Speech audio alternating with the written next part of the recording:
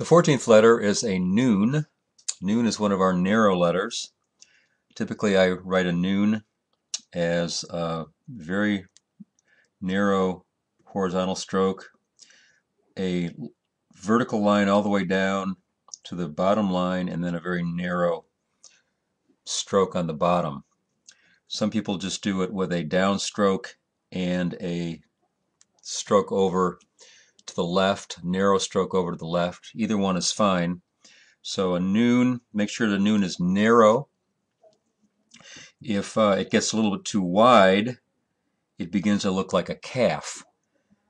And so your calf, of course, is a fully wide letter, so you got to be careful that your wide noon doesn't begin to look like a calf. So your noon is narrow.